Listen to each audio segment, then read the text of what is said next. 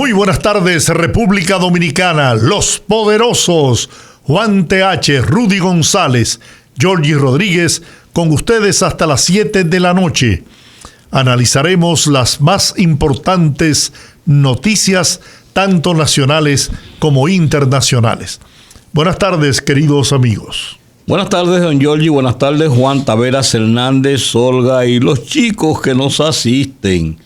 Y a ustedes, amigos, que están con nosotros a través de sus receptores de radio a esta hora, tanto en el país como en el resto del mundo, porque recibimos llamadas desde Europa, Estados Unidos y muchísimos sitios cuando abrimos nuestros teléfonos en la parte interactiva de este rumbo de la tarde. Un saludo a don José del Castillo, muy preocupado por la designación de el nuevo encargado de negocios, bueno, ya que tú de la Embajada de los Estados Unidos. Ya que tú comienzas por ese tema, sí, hablamos de que el nuevo encargado de negocios de la Embajada de los Estados Unidos, el señor Robert Thomas, llega a la República Dominicana con un amplio currículum, está ya en posesión del cargo, y en este momento, como no hay embajador, porque la embajadora Robin Beisten renunció a la posición el día 20 de enero, seguido asumió el gobierno demócrata del presidente Joe Biden. Ella es una persona amiga personal y vino por esa posición, incluso así lo dijo tanto el presidente Donald Trump como ella a su llegada a República Dominicana. Ella renunció, estaba acéfalo no, pero no había un encargado formal. Entonces este nuevo encargado de negocios, el señor Thomas, llega a República Dominicana y un comunicado de la Embajada de los Estados Unidos dice que permanecerá en el cargo de la misión diplomática hasta que sea designado un nuevo embajador para República Dominicana por parte del gobierno de los Estados Unidos. El señor Thomas tiene un amplio historial en el mundo diplomático, ha desempeñado funciones en Canadá en 2 ocasiones, en México, Costa de Marfil y Mauritania. Ha servido también en el servicio diplomático dentro de los Estados Unidos, incluyendo varios roles importantes en la Oficina de Asuntos Consulares y específicamente en la Secretaría Ejecutiva del Departamento de Estado. También fue enviado especial por el Departamento de Estado como parte del equipo de respuesta a la crisis de Haití durante el terremoto del 2010. Thomas posee una licenciatura en Ciencias Políticas y Estudios Comparativos en las Religiones en el Emory Henry College, una universidad de artes liberales en los Montes Apalaches, en el sudeste de Virginia. Habla inglés, lógicamente, francés y español, y le acompaña en su misión su esposo, el señor Juan García. No, Georgie, no fue que me equivoqué. Le acompaña en su misión su esposo, el señor Juan. Me asusté. El señor Juan García. O sea, lo que indica Mexicano, aclara, mexicano. Parece mexicano por el nombre latino, y él estuvo en México. Lo que indica esta nota es que el señor también es homosexual y está casado con una pareja de su mismo género, igual que la situación de que ocurrió con el pasado embajador antes que la señora Weinstein, el señor Wally Brewster, quien vino acompañado de su esposo, el señor Bob Satawat. Es una situación que en la República Dominicana causó escozor, porque en la República Dominicana no hay esa tradición de que haya matrimonios entre homosexuales o personas del mismo género, y además porque en ese momento la administración del presidente Barack Obama tenía una clara política en favor del reconocimiento y apoyo a los grupos y los movimientos de LGTB. El punto culminante de esa situación con el señor Brewster, que quiero decir, y aquí quiero hacer un paréntesis, fue una persona que se condujo con mucho respeto en la República Dominicana en cuanto a su trato con la gente. Fue una persona que hizo muy buenas relaciones en República Dominicana y no fue nunca un motivo de escándalos en esa naturaleza. Sin embargo, él provocó mucho ruido en República Dominicana cuando en la primera celebración del 4 de julio, después que él llegó a República Dominicana, se puso una bandera gigante a todo lo alto, desde el piso alto hasta el suelo, en la sede de la Embajada de los Estados Unidos, la bandera de colores que representa al grupo de LGTB. Y en la fiesta de celebración del 4 de julio, Día de la Independencia de los Estados Unidos de ese año, se hizo una apología a los derechos de los homosexuales, transexuales, lesbianas, que es el símbolo y es la lucha de los LGTB en las administraciones o parte de la política de los demócratas en los Estados Unidos. En República Dominicana, en el momento que llegó el señor Wally Brewster, él era una persona que venía de ser amigo personal del presidente Barack Obama, había servido en Chicago como uno de los principales recolectores de fondos para la campaña presidencial del presidente Barack Obama, y era reconocido, no tenía experiencias en el mundo diplomático, sino que era una persona relacionada, como sigue siendo relacionado, y en el país ha dicho, él viene frecuentemente al país, que está instalando una oficina de negocios relacionados con bienes y raíces, que es su principal activo empresarial, junto con su esposo Bob Satawab. Entonces, esa es la historia de Wally Brewster. Y ahora, en el caso del señor Thomas, que llega como encargado de negocios, e inmediatamente, hasta que se nombre un embajador para República Dominicana y este sea ratificado por el Senado de los Estados Unidos, que es el procedimiento que sigue a los nombramientos de embajadores, el señor Thomas será el encargado de negocios, representante del gobierno de los Estados Unidos como jefe máximo de la embajada en el país. La Cámara de Diputados aprobó en única lectura la resolución aprobatoria del acuerdo entre el gobierno dominicano y la farmacéutica Pfizer para el suministro de casi 8 millones de dosis de la vacuna para prevenir el contagio del COVID-19. Y ahora que tú dices eso, hoy circula una información de que había una alerta de bomba en las instalaciones de AstraZeneca en el Reino Unido. Y a esto sigue los problemas que está teniendo AstraZeneca. Primero, un incendio de grandes proporciones en el principal centro de producción de vacunas, que incluía de AstraZeneca en la India, lo que se hablaba ya de un retraso en las entregas que estaban pautadas de AstraZeneca para varios clientes. No se mencionó específicamente cuáles clientes podían sufrir retrasos, pero República Dominicana está en la línea, las primeras líneas de entrega de la vacuna AstraZeneca, programada para el mes de marzo de este año, una proporción de unos 10 millones de dosis en el primer tratado. A mí me llama la atención el hecho de que se ha dicho desde un principio, ¿no?, que el tema de la temperatura para mantener activa estas vacunas de Pfizer, pues es de 70 a 80 grados bajo cero.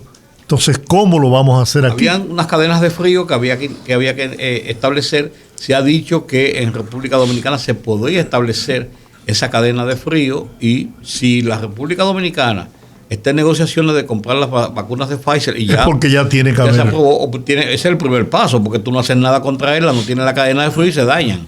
Entonces no tiene sentido. Es de suponer que el gobierno, la autoridad, tiene ya identificado esos almacenes, esos lugares para preservar y conservar. Ahora, ¿qué tiempo? Y ojalá podamos conseguir a alguien que nos dé luz sobre el tema. ¿Qué tiempo se puede mantener esa vacuna fuera de ese nivel de frío? Porque hay un proceso. Sí, en algún momento hay que sacarla de ese frío. Hay que sacarla para inoculársela a la gente. Porque si no, tendremos que ir todos a los furgones refrigerados para que nos las pongan ahí en la puerta. Y llevar abrigos. Y llevar abrigos. Sí, mira, ese es un dato importante, porque hay que ver que lo que se está estableciendo o lo que se ha planteado en primer orden es que se va a usar un protocolo para las vacunaciones a la población, porque ya yo creo que a los médicos y a los miembros de las Fuerzas Armadas y la policía que están en servicio en la calle, a los médicos y paramédicos y personal hospitalario, se le llevará la vacuna a sus lugares de trabajo, quizás a los hospitales, a los cuarteles, no sé. pero al resto de la población, que ya estaríamos hablando de que entre militares si se puede hablar de un poco menos de 1 millón de personas, estaríamos hablando de 9 millones de personas más que la población del país, comenzando por los órdenes de edad, de personas, bueno, una serie de protocolos que se van a establecer.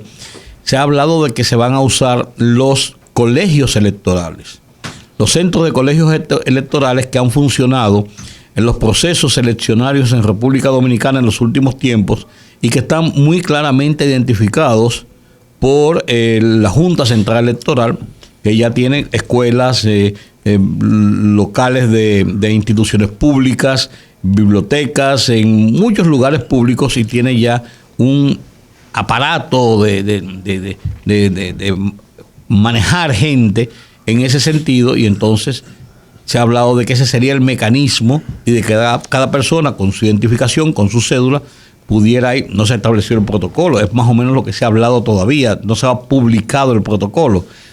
Podría ir con su cédula y como ahí tiene su centro de votación, y eso podría ayudar a llevar un ordenamiento que tiene que ser y que el gobierno tiene que propiciarlo, y está en eso, porque no puede ser la tonta y la loca. No, yo no me he vacunado, no, porque yo quiero, no, que a usted le toca, que a usted no le toca, que usted no, usted le... Entonces cada persona, ese podría ser un mecanismo interesante.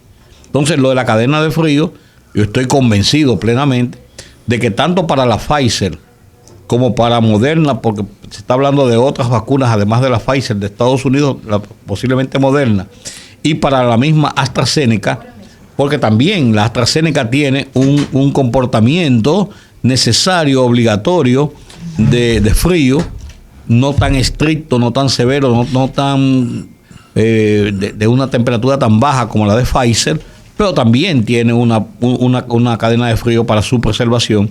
Eso tiene que estar ya, lógicamente, amarrado por el gobierno, diría yo. Mira, hay otra muestra de flexibilidad por parte del gobierno, del presidente Abinader, cuando la Dirección General de Impuestos Internos hace una prórroga para la renovación del marbete, o como lo llamamos aquí comúnmente, la placa, para circular en todo el territorio vamos nacional. a hablar de eso, porque tenemos ahora en la línea al doctor Héctor Armado Barcácer Esteves, que es infectólogo, para que nos diga algo sobre la cadena de frío y el asunto y el tiempo que puede estar y cómo sería ese fuera del refrigerador, ¿no? Claro. Buenas tardes, doctor. Buenas tardes, un placer estar con ustedes. Gracias, muy amable. Aquí estamos viendo el asunto de las vacunas, a propósito de que la Cámara de Diputados acaba de aprobar hoy, es el punto de partida de esta conversación, una partida de $96 millones para el pago de 8 millones de vacunas de la Pfizer. Y entonces planteaba don Giorgi que hay una situación, que la Pfizer tiene unas exigencias para su mantenimiento y para su preservación en óptimas condiciones de 70, 80 grados bajo cero. Entonces Giorgi se preguntaba con mucha razón, y nos lo preguntamos todos, ¿cómo sería ese protocolo? Usted la tiene ahí, y en el tiempo entre la cadena de frío, usted la tiene guardada en un refrigerador muy grande, un frigorífico a esa temperatura, y de ahí a cuando llegue a la persona que se le va a inocular, ¿qué tiempo podría pasar? ¿Cómo se podría manejar? ¿Cuáles son las experiencias que usted tiene?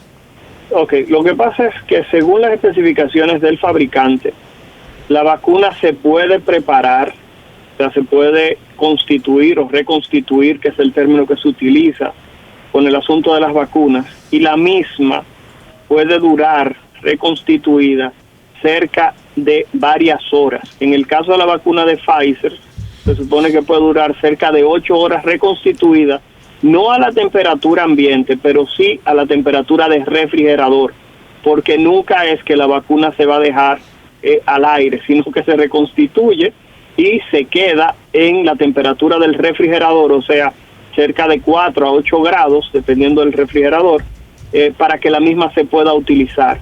Ese es el asunto, que estamos hablando, que no es que la vacuna se va a quedar encima de una mesa, sino que la misma se prepara y posteriormente, entonces simplemente al prepararse se puede colocar en una nevera. Esa es una de las ventajas, por ejemplo, que tiene la de AstraZeneca, que es una vacuna que después que se prepara puede durar, y esto es algo que está descrito por el mismo fabricante, meses en una nevera a la temperatura después de cuando usted, doctor, cuando usted dice se prepara, pero ¿y esa vacuna no viene ya lista para ponérsela uno y se acabó?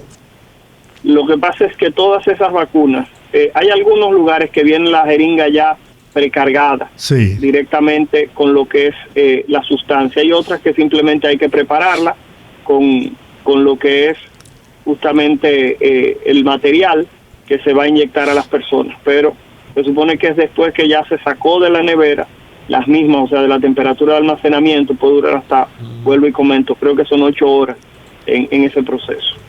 Bueno, o sea que sale de la temperatura esa de 70, 80 grados bajo cero. Bajo cero, sí. Puede estar hasta 8 horas. Hasta 8 horas en la temperatura de un refrigerador, antes de que tengan que ser descargados. Entonces eso va a ser entonces obligatorio para poder utilizar esa vacuna de Pfizer, porque se había planteado utilizar los centros de votación, pero ahí no hay ni neveras. Entonces habrá que llevarla, tú aparte hay que llevarla. Bueno.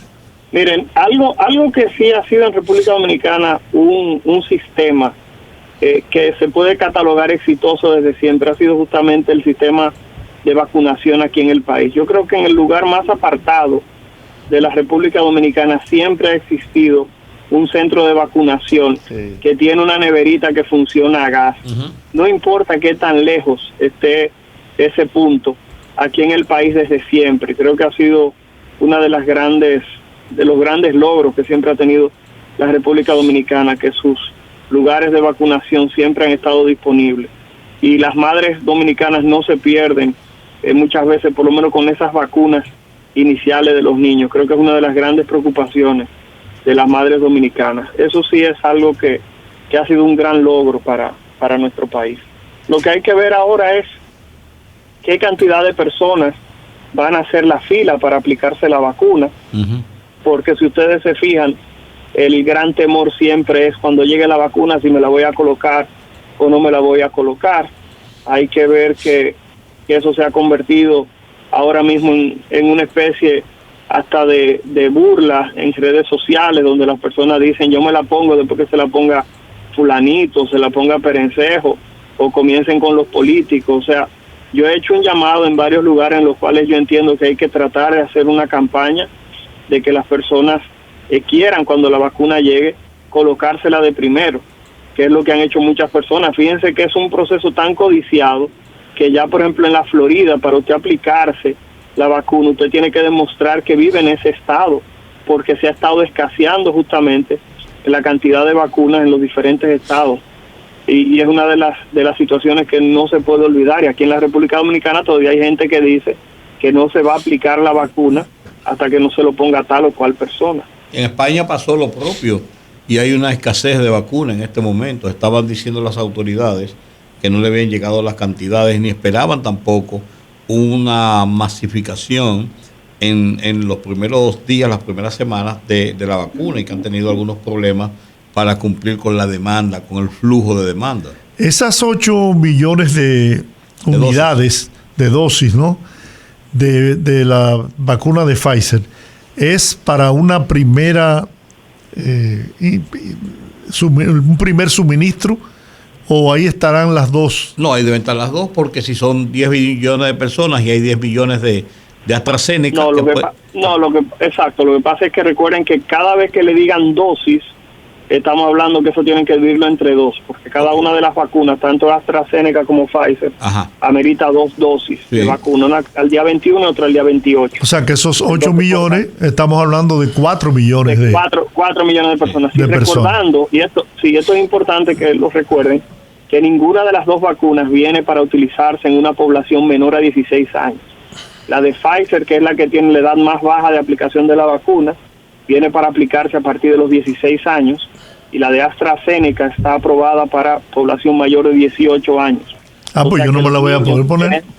Exactamente. Los voy a tener que pedir permiso para que me la ponga. Exactamente, que sus tutores firmen un documento aceptando la responsabilidad. No, pero eso me indica una cosa, doctor, que entonces el gobierno, ahí me la robó el gobierno, está haciendo una prevención de tener vacunas por encima de la capacidad de la población, porque si menores de 16 años no estarían dentro del protocolo de inmunización, entonces de ahí en adelante no seríamos 10 millones de personas, seríamos unos 7 millones y tantos de personas adultos ya sobre 16 y 18 años.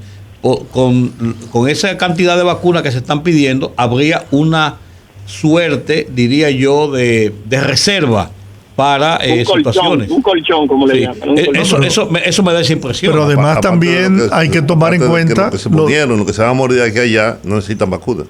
No, porque los que nacen no van a tener la edad. Pero hay que tomar en cuenta también la población de ciudadanos que viven en la República Dominicana, que no son dominicanos, que como un acto de humanidad, nosotros estamos en la obligación de proveerlos de la vacuna.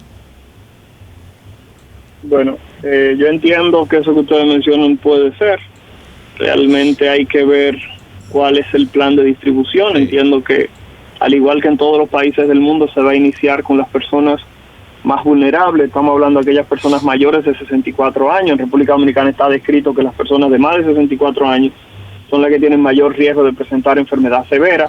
Las personas que tienen algún compromiso de su sistema inmunológico, diabéticos, personas que tengan alguna otra condición que no contraindique el uso de la vacuna. O sea que estamos hablando que habrá que esperar, porque es lo que estamos diciendo. O sea, hay que comenzar a crear ese plan, hay que comenzar a fomentar en los diferentes medios de comunicación que las personas se lo quieran aplicar, porque han sido voces aisladas que han estado dando información, programas que se han interesado, pero creo que ya deberíamos tener ese gran plan donde se anuncie, en tal fecha vamos a tener tanto, vamos a comenzar por tal o cual persona. No, y las bondades que representan el usted ponerse la vacuna.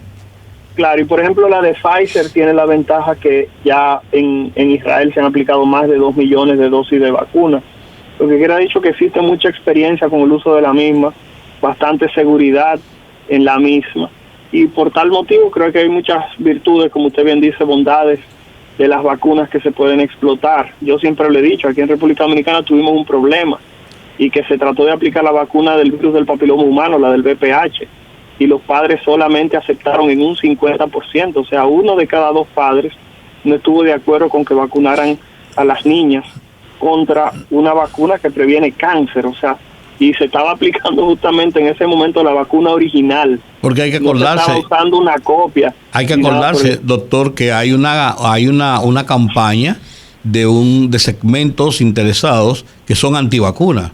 No antivacuna contra el COVID o contra el papiloma, sino antivacuna. Hay una comunidad antivacuna. Sí, hay un movimiento que se reconoce a nivel mundial como grupo antivacuna. Sí. Que hay un doctor, que es el doctor Soto de aquí de la UCE, que dice que hay que tener muy poco oficio para dedicarse a tratar de desacreditar uno de los avances tecnológicos que nos ha permitido llegar a esta expectativa de vida. Doctor, no sepas que en el siglo XX al inicio las expectativas de vida eran 40 y pico de años. La Organización Mundial de la Salud, estuve leyendo hace unos 2-3 días, señalaba que la vacuna lo que hace es aliviar, o sea, facilitar o evitar que la enfermedad pueda causar estrago en el ser humano, pero no es que cura la enfermedad. ¿Usted podría explicarnos eso? Sí, se sabe que la vacuna no se usa de manera terapéutica. El hecho de que tú te pongas la vacuna no quiere decir que te alivias de los síntomas, ni tampoco puede evitar en algunos casos que tú te infectes. Lo que sí se sabe es que la vacuna previene casi en el 100% de los casos las formas graves de la enfermedad. Me explico, te puede dar coronavirus, pero en lugar de tú terminar en una unidad de cuidados intensivos, en ventilación o presentar una forma grave, la vacuna reduce por encima del 90%, en algunos casos se habla del 99%, en algunos casos hasta del 100%, de prevención de casos severos de la infección por el coronavirus. Es tanto así que hay algunas vacunas que tampoco han demostrado que tú no te puedas infectar. lo que se habla es que justamente disminuye la probabilidad de aparición de manifestaciones severas. Y creo que uno de los casos que ya está documentado es, por ejemplo, lo de el congresista Adriano Espaillat, que aún luego de aplicarse sus 2 dosis de la vacuna, presenta la enfermedad, pero él mismo no ha parado en sus actividades de trabajo, porque justamente ha presentado formas muy leves, y eso es lo que se quiere replicar, que todo el que se ponga la vacuna simplemente presente formas no graves de la patología. ¿El COVID-19 llegó para quedarse en el mundo?